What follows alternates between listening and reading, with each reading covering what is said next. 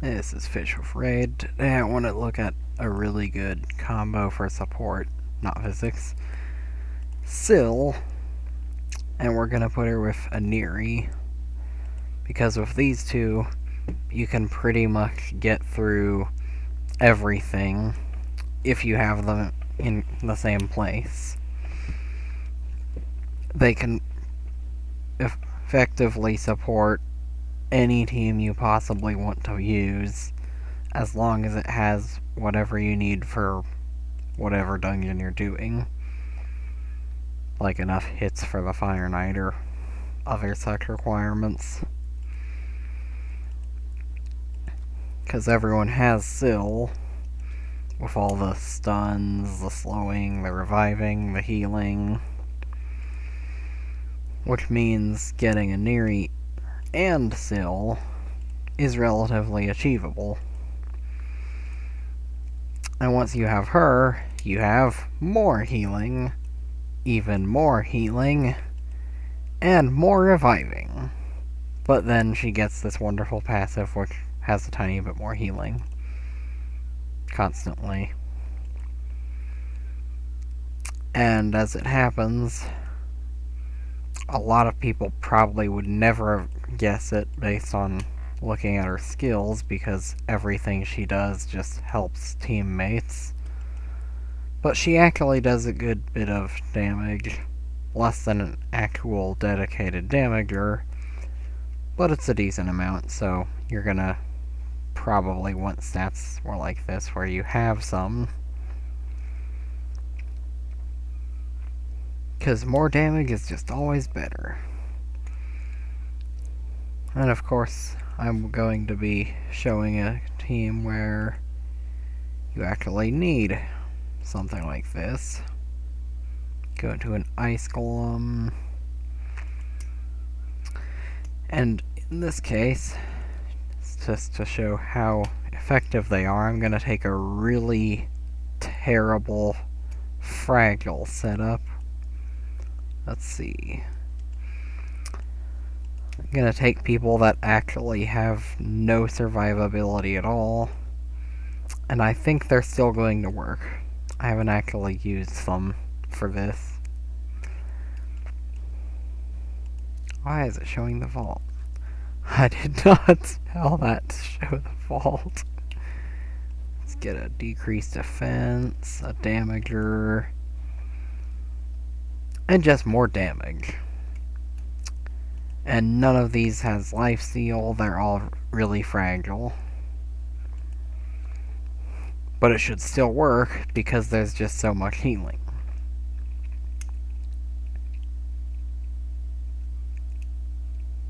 When it loads.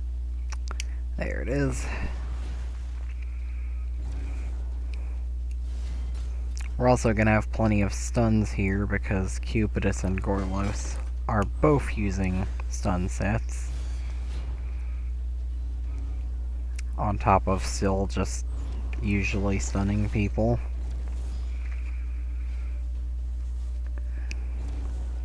And since all but one person have critical rate on them, there should be plenty of damage to kill the waves quick enough.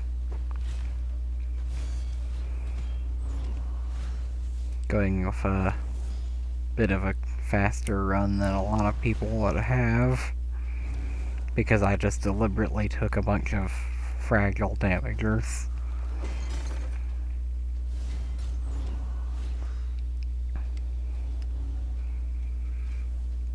Very important to note that Aniri actually uses life steal in this case, because it just works really well with her. Being defense based and having decent enough damage,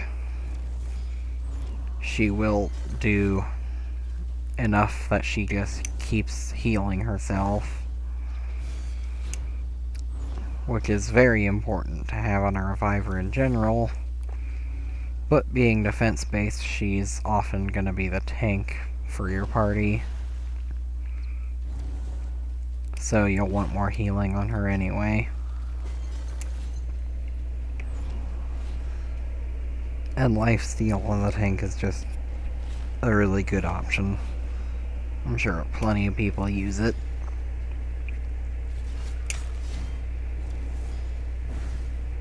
And you can see now, Cupidus in particular is taking lots of damage already just from one hit with the boss.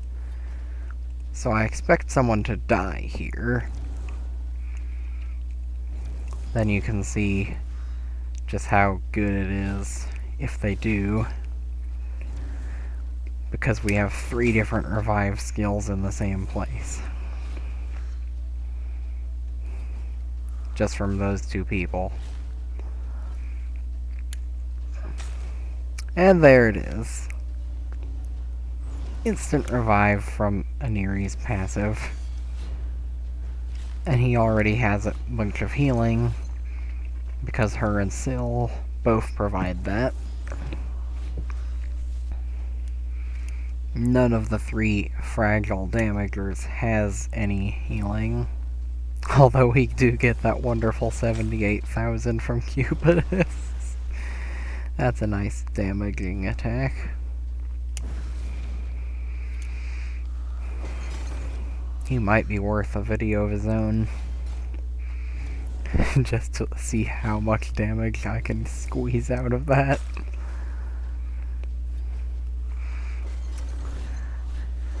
And another really good option is the freeze.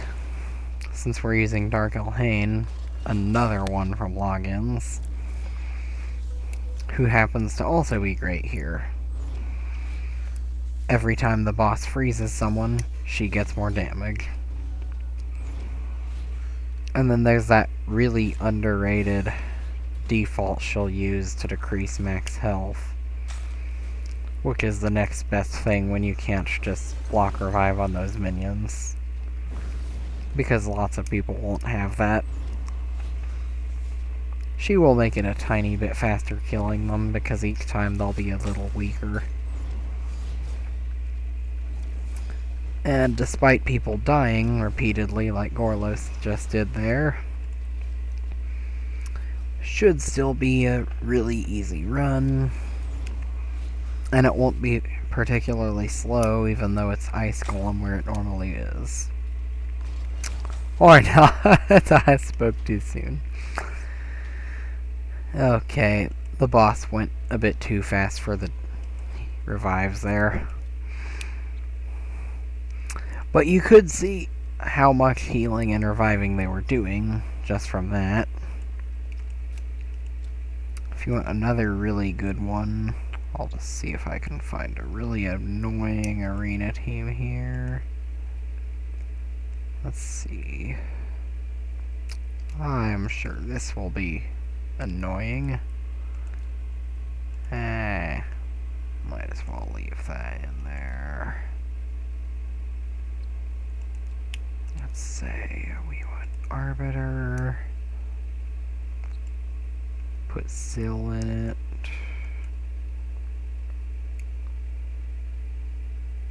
Maybe we can just out-tank them here.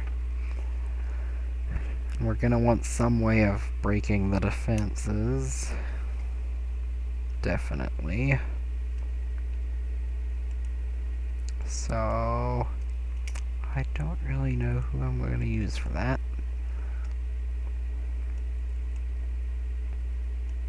Who is fragile and breaks defense, and why am I taking so long to find one?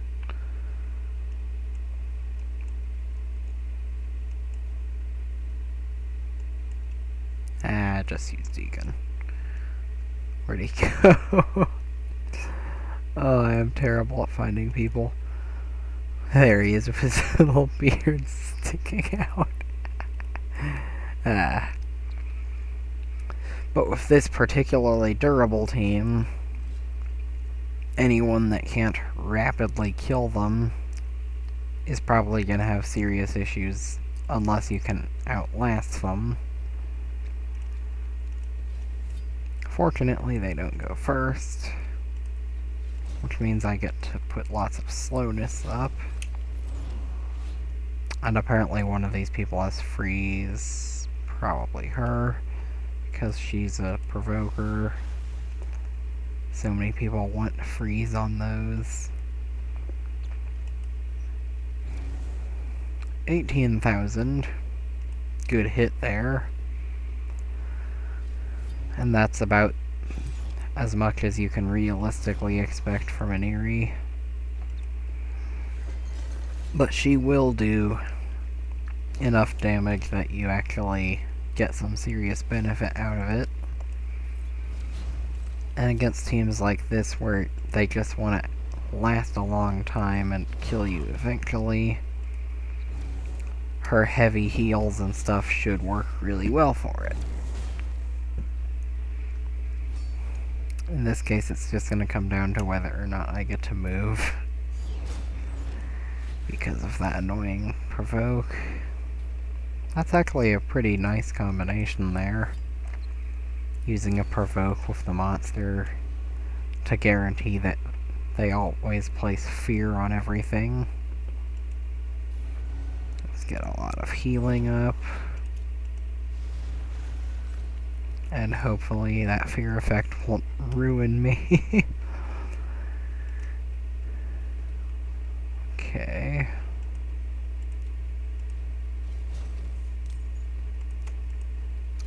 We got that wonderful extra turn spam because I have the refresh accessory on Deacon there. Overpowered if you ever get those. You can put them on anyone whose skill has an extra turn. It will activate that no cooldown. And then you just get turn spamming. In his case, I actually wanted that in particular because he just does that turn meter stuff. And he is dying, actually. But you get this wonderful combination here. So if he dies, he will just immediately come back. Because an Eerie will fix that. And if he dies again, an Eerie and Syl both get the option to fix that. So let's see here. Looks like this team will die now. Despite taking 3 minutes to do. A little over 3 minutes. But I can just put this on auto at this point. There's definitely no way that giant is gonna last very well. Giant whose name I always forget. Altan, that was it. So it works well for Arena, because you have Syl doing the stuns, and between the two of them they do just lots of healing like anywhere else. And I think I really should just show a better Ice Golem run, because that one did not go over well. I think it'd be best to show... Let's take Ninja, since so many people have him. Although he's unobtainable at this point. And in his place, you could really just take any big damager. And where did the Stagnant go? Because you definitely want decreased defense. I think with the Stagnite, this should work a lot better, though.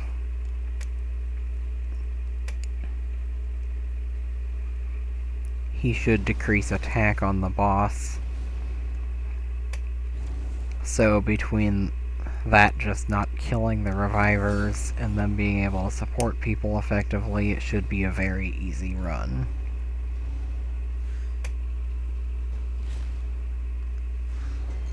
Plus there's that bonus I always forget with Ninja just freezing people. Totally unnecessary when we have Syl doing so many stuns. Especially if you put up on the skill books and get a faster Sill like I have. I don't have a crazy fast one. She's only about 250 or so. Because I didn't go full speed gear like you would for Arbiter or something. But the 3-turn cooldown to try stunning people is still plenty. And we get to the boss very quickly. Because there's just so much damage. Just like the other team. But this one should work well. Mostly because I have decrease attack on it. And these two here on the left both have life steal. Which means the reflect damage part on that second wave won't really ruin you so much. The life steal and the reflect just cancel each other out since they're both the same amount. And you end up just doing the damage against a target that's usually stunned with 2 healers here. So you still have a very safe team.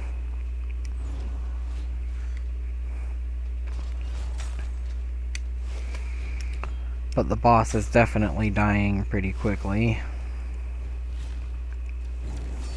Obviously, if this was a dragon run, a lot of people would be done at 2 minutes there. But he is below half. And the minions die very fast. Because so much damage is just in one team. And that's exactly what you enable using Sill and Aniri.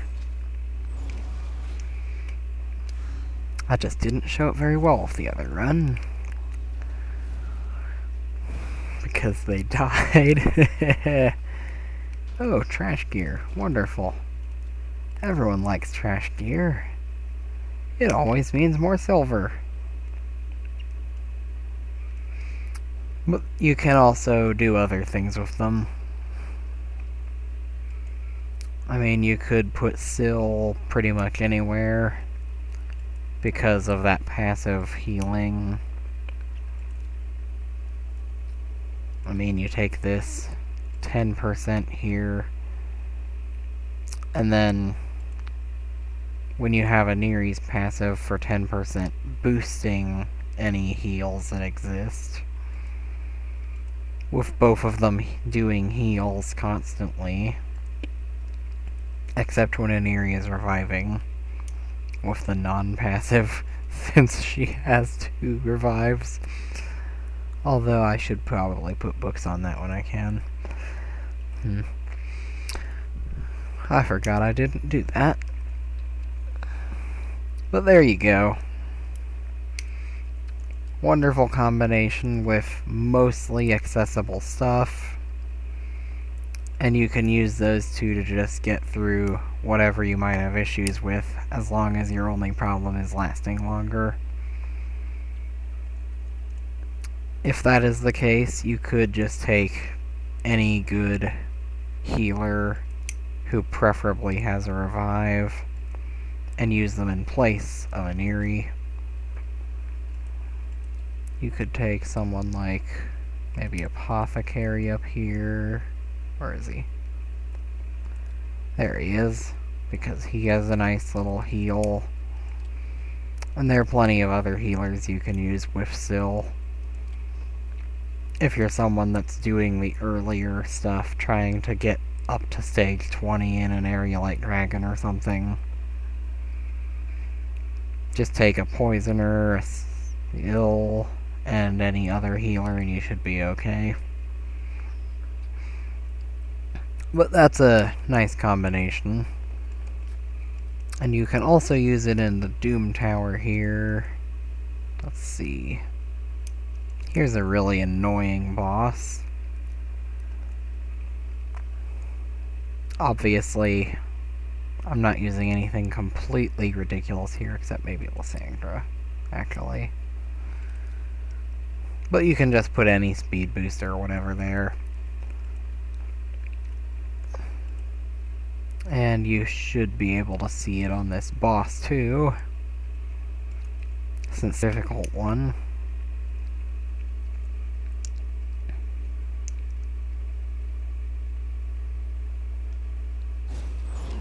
There it is. Obviously it's a low level because they just give puny waves for the Doom Tower on normal. Especially before bosses. Unrealistic to expect 20 seconds to just kill 2 waves.